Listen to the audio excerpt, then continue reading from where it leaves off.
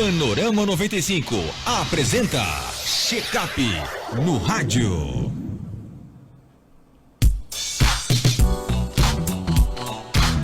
Doutor Belísio Neto, seja bem-vindo aqui ao nosso Panorama 95, bom dia. Bom dia, Marcos, bom dia a todos os ouvintes, internautas, telespectadores, bom dia o pessoal aí do Hospital Regional, a nossa casa praticamente. Satisfação, um prazer imenso mais uma vez estar aqui na terça-feira falando no seu programa. Nosso tema de hoje é diabetes e hipertensão na pessoa idosa, né? São dois problemas de saúde que estão bem presentes nas pessoas da terceira idade. Exatamente, Marcos. A gente tem um indivíduo idoso como um ser que tem problemas. A gente não tem os problemas do indivíduo idoso, né? A gente pensa no paciente, a gente não pensa na doença, assim vamos dizer. Então, o paciente idoso ele é acometido não só de hipertensão. Quem é hipertenso não é só hipertenso, quem é diabético não é só diabético. Ele tem, em boa parte das vezes, as duas doenças, e essas duas doenças elas se relacionam entre si.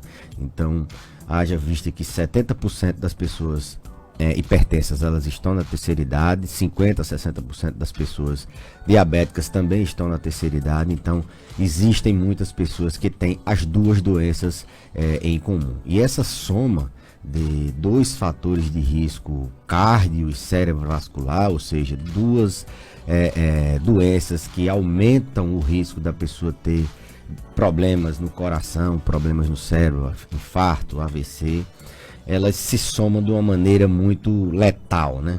Você imagine uma pessoa que tem só diabetes, uma pessoa que só tem hipertensão e outra que não tem nenhuma doença dessa, tem só a idade, no caso, ser idoso.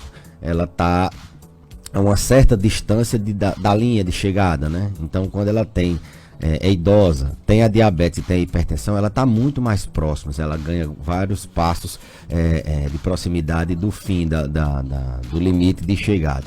Cada fator de risco desse, ele vai aproximando o indivíduo.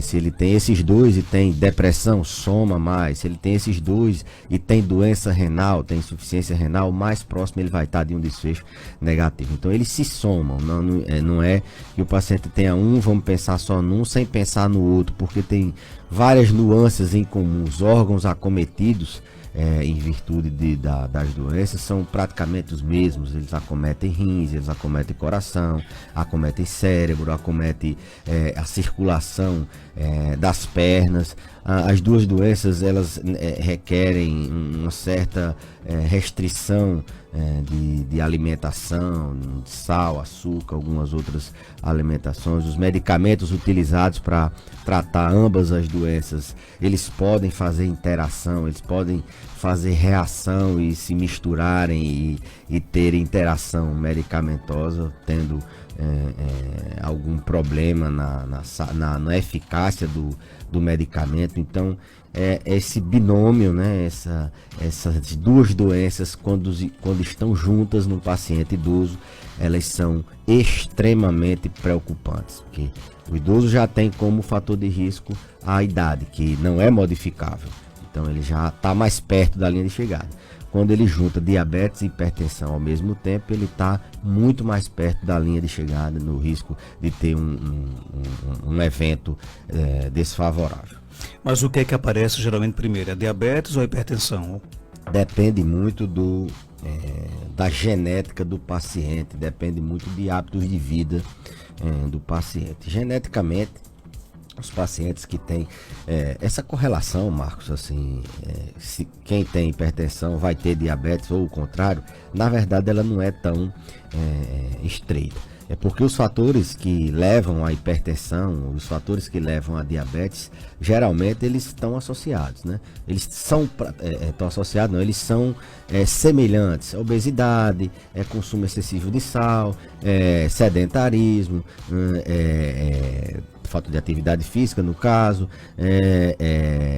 falta de sono. As pessoas têm um sono intranquilo, tem fatores que precipitam o aparecimento das doenças ou o controle mais difícil são parecidos, mas a relação entre uma doença e outra como é que eu posso dizer, ainda é muito pouca. Então, se a gente puder dizer que são doenças que andam em paralelo e que as causas e consequências são as mesmas, mesmo elas não conversando entre si, seria mais ou menos o que a gente pode dizer. E existem, por exemplo, sinais que você pode, de repente, chegar à conclusão de que você está com a diabetes e com hipertensão? Esse aqui é o problema. As duas doenças, elas são consideradas doenças silenciosas, né? A gente, quando tem uma febre, a gente sente logo que tem uma febre, procura o serviço médico. A gente, quando tem uma dor de cabeça, do mesmo jeito, quando bate um pé, faz uma entorse, sofre logo ali um problema, dor. E a diabetes e a hipertensão, elas são muito perigosas porque elas não dão sintomas. Quem tem a pressão alta, a não ser que faça uma emergência hipertensiva, tem uma pressão muito alta, ele pode sofrer alguns sintomas, mas via de regra são duas doenças silenciosas, né? O diabetes, ele ainda dá alguns sinais, quando o paciente, isso não é tão frequente, esses sinais no paciente idoso. Eu até sempre digo a meus alunos que o que eles aprendem de sinais e sintomas das doenças em geral, na medicina geriátrica, no paciente idoso, esses sinais e sintomas são bem diferentes, eles são um pouco sutis, então não aparecem do mesmo jeito do adulto jovem. Como eu vinha falando, então o diabetes ele tem alguns sinais de paciente ingerir muita água, muita sede, ele tem muita fome, ele perde peso. São sinais que dificilmente, para quando dá um diagnóstico na terceira idade, a gente vê. A gente não vê mesmo quando o paciente tem uma glicemia alterada, vê quando ele vai num posto de saúde e está alterado, ou quando interna por alguma doença, a gente dá aquele diagnóstico. Mas os sintomas são esses, de perda de peso, de muita sede, urinando bastante, muita fome. São sinais muito poucos discretos, principalmente no indivíduo idoso. Então, o que tem que se ter em mente é que são silenciosas e perigosíssimas, né? Elas são, quando elas vêm dar sintomas, são sintomas já de complicações graves. Quando a hipertensão vem dar um sintoma, é quando o paciente tem um infarto. Por que é que ele infartou? Porque ele tinha pressão alta há muito tempo não controlada. Por que é que ele teve um AVC? Porque ele tinha pressão alta há muito tempo. Por que é que ele entrou numa máquina de hemodiálise? Ele tem insuficiência renal e agora vai precisar fazer hemodiálise, porque a diabetes dele nunca foi controlada, ele vem muitos anos de diabetes, nunca sentiu nada, mas perdeu a funcionalidade do rim. Por que é que amputou uma perna? Porque muito tempo de diabetes e nunca sentiu nada. Talvez no pé, talvez eles sintam uma dormência, eles perdem a sensibilidade, até isso eles não sentem, né? Então, de forma marcante, são doenças silenciosas. Aí você poderia me dizer, mas como é que as pessoas vão procurar o médico se não está sentindo nada? Eu sempre digo, olha, idoso, ele tem que ir rotineiramente. Não adianta ir na emergência, de última hora. Agora adoeceu, leva, tem que ir agora, se não for.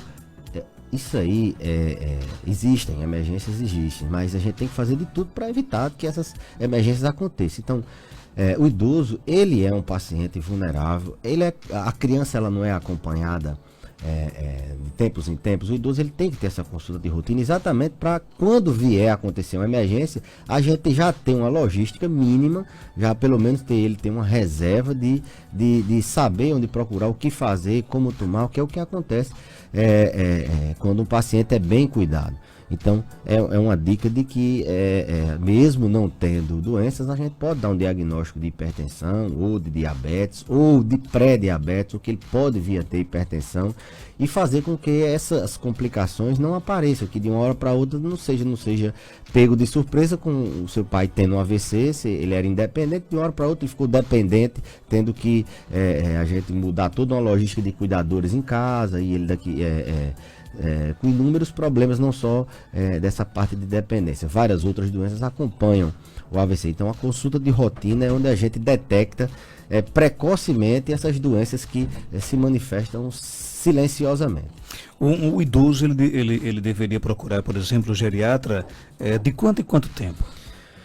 Olha, Marcos, assim, a Sociedade Brasileira de Geriatria recomenda que a geriatria ela trata não só as doenças da velhice. É a expertise maior da geriatria é tratar as doenças da velhice. Essas doenças que caminham, é tratar o paciente idoso com as doenças dele.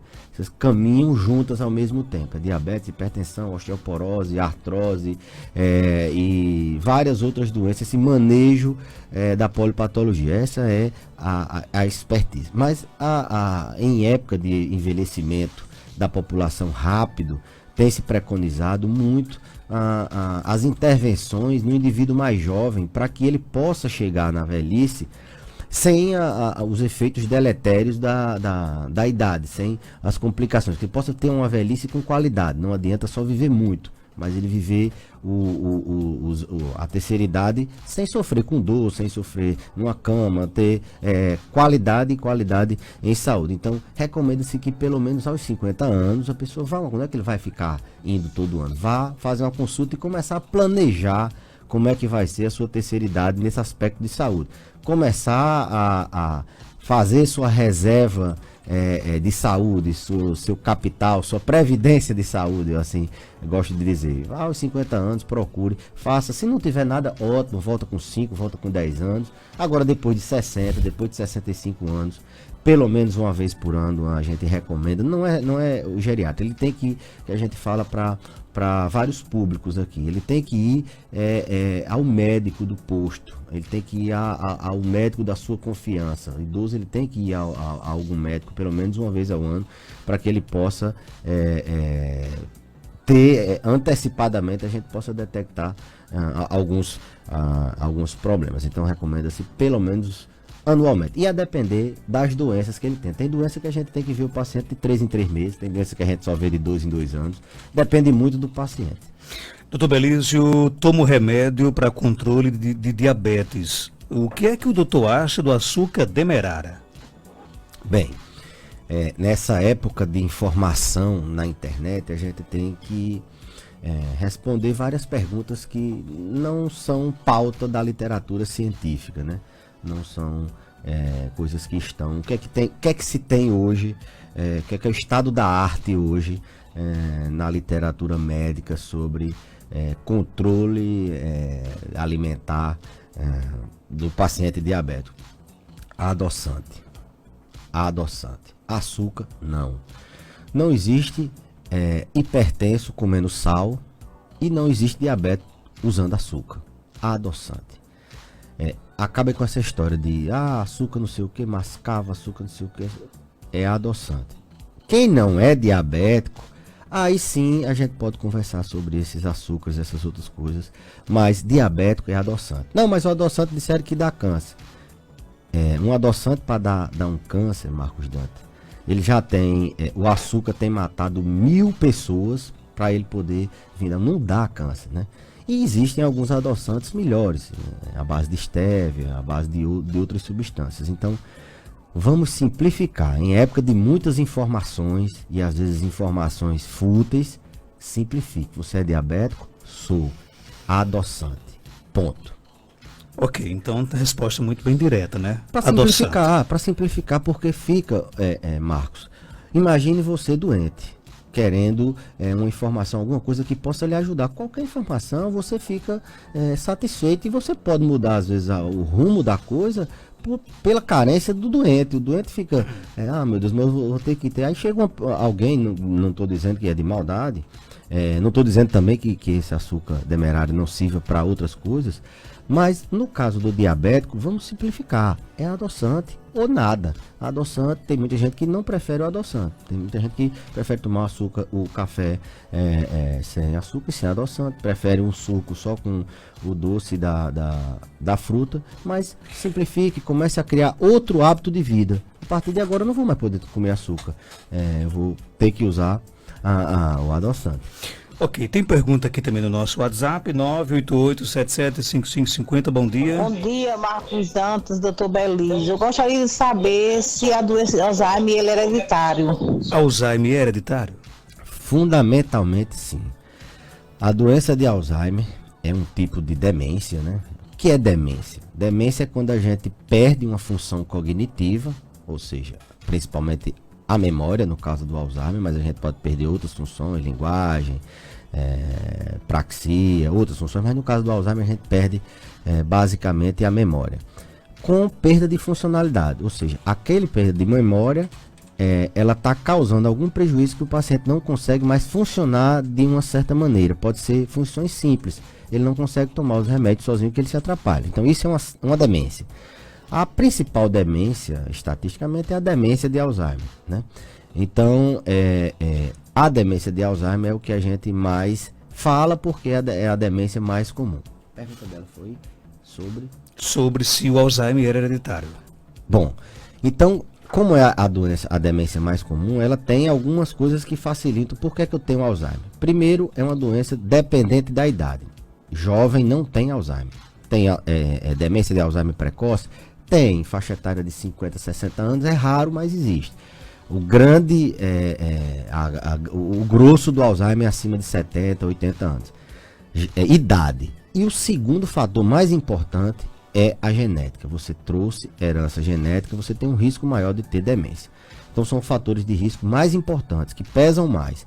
Existem os modificáveis, você dormir bem, ativar sua memória, ter um nível de escolaridade maior, você fazer exercício, ter uma alimentação saudável. Eles podem até, que a gente chama de fenômeno epigenético, modificar os fatores deletérios da idade e da genética. Podem diminuir o impacto disso. Mas quem tem uma demência de Alzheimer na família, ela tem sim um risco maior de ter também. Não significa que vai ter. Pelo contrário, a maioria não tem, mas é uma associação forte. Você foi falar na questão do adoçante, os ouvintes agora querem saber o seguinte: se você pode fazer um bolo com adoçante e um doce também com adoçante.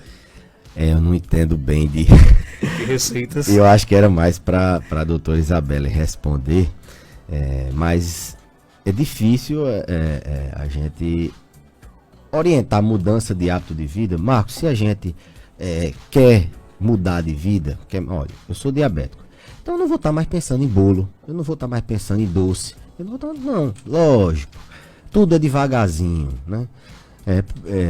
Principalmente no idoso, a gente não tem logo uma restrição, que às vezes a desnutrição mata mais do que a diabetes. A restrição alimentar nos carboidratos, no açúcar, são mais leves, os níveis de glicose são mais altos, a gente tolera mais.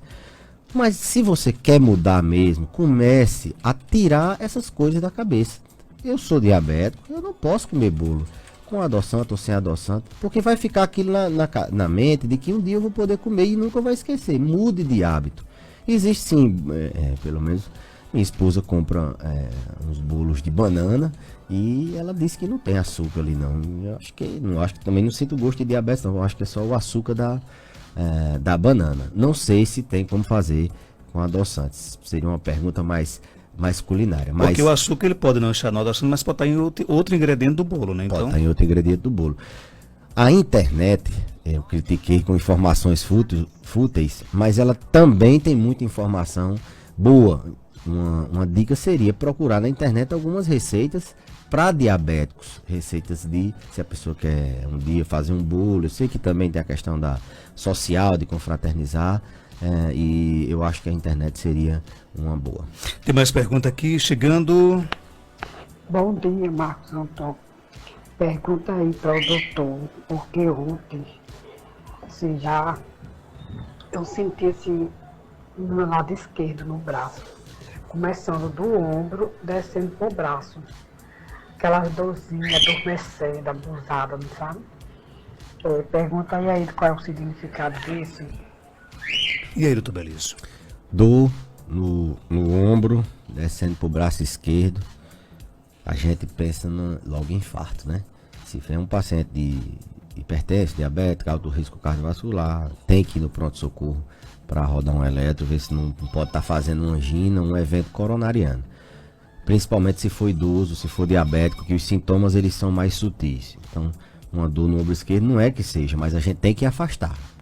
Pronto, não é, agora a gente vai pensar em causas outras, como artrose, como uma contratura muscular, uma compressão, uma radiculopatia, uma compressão na raiz nervosa na cervical, algum problema lá na coluna dele e ele tem uma compressão da raiz que ineva o braço e da dormência, então, mas tem que se afastar. Dor no ombro irradiada para o braço, a gente não está dizendo que é infarto, mas no mínimo risco de ter, tem que se rodar um eletro, tem que se conversar com o paciente. Não fique em casa com esse tipo de sintoma, não. Procure o serviço médico. Pode ser, mas a probabilidade é que não seja.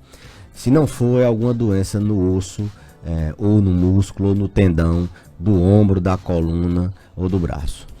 Doutor Beliz, obrigado por sua participação. Até terça-feira, se Deus quiser, com mais um check-up no rádio. Eu que agradeço, Marcos, e até a próxima terça, se Deus quiser.